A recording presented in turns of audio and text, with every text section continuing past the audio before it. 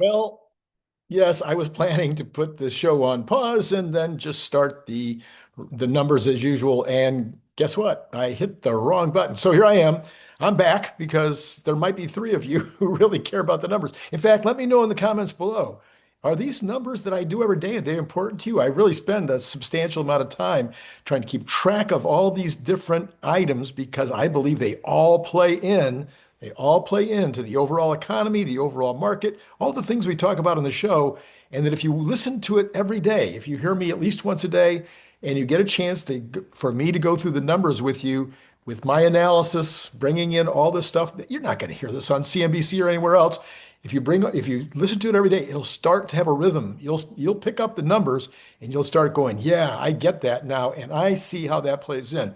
Anyway, here I am back to make sure that I at least do what I'm supposed to do. So let's start with Tesla. Tesla was up it closed the day 447.43. That's up 1.85%. And so far in the after hours, it's down 0.15%. We're still sitting at 446.79. As Larry said, he thinks it could easily go above 450 tomorrow. Maybe we could even, my analysis was maximum 470 by Wednesday at close. And then depending on the mood and depending on everything that happens, we could even if everything is perfect, we could still sell on the news and come back down into this 444, 430 range before eventually going on to 750 or something for the end of the year. All right, so let's go ahead. What are the rest of the number? Well, okay, I shouldn't have stopped there. I could have continued with the numbers in that category. We end up with the Dow up 1.12 and the NASDAQ up 1.37, S&P up 1.07 for the day. So all doing very, very strong. And the VIX ended up at 18.23, going way, way down almost into risk on category again. All right.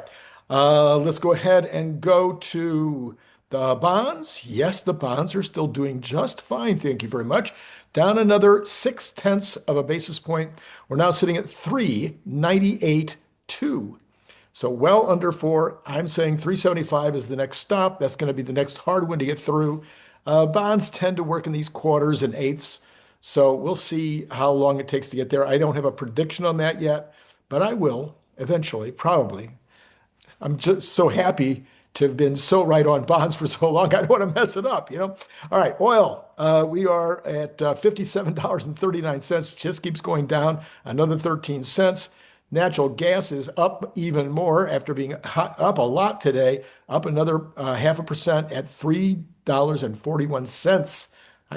It's been a while since it's been that high. I can't remember it being $3.41. All right, we got gold up another 30.50, but it still hasn't broken through 4,400 yet. We're at 43.90.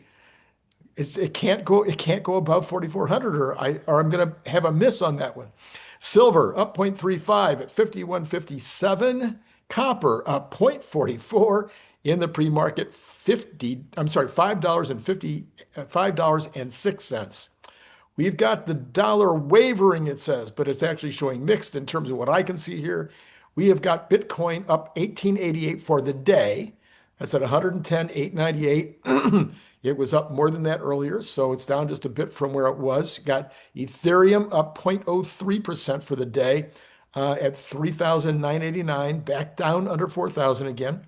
And you've got futures, the Dow Jones, and that is incorrect. There we go. You got the Dow up 0.09, S&P up 0.09, and the NASDAQ up 0.08 in the pre-market right now. So that's where we are as we head into tomorrow morning's action. We don't have any economic information to share.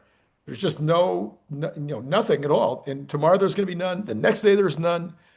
Maybe Thursday there might be some little minor piece of information. Oh yeah, we'll probably get the Bloomberg report on how the initial unemployment looks, and then on Friday we get CPI. So yeah, that's it for the week. The market is actually doing really well considering no information. Will it continue to just keep going up, up, up? Well, what we do have is earnings.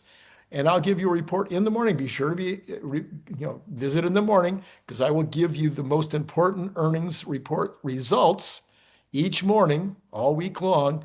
And that, of course, is what the market's going to be paying the most attention to right now because they don't got anything else to look at. Obviously, if we solve the war in Ukraine or, et cetera, then that'll be, something the market might like. All right, that's all I got for you now. Sorry for the two-parter today. It has been great talking to you.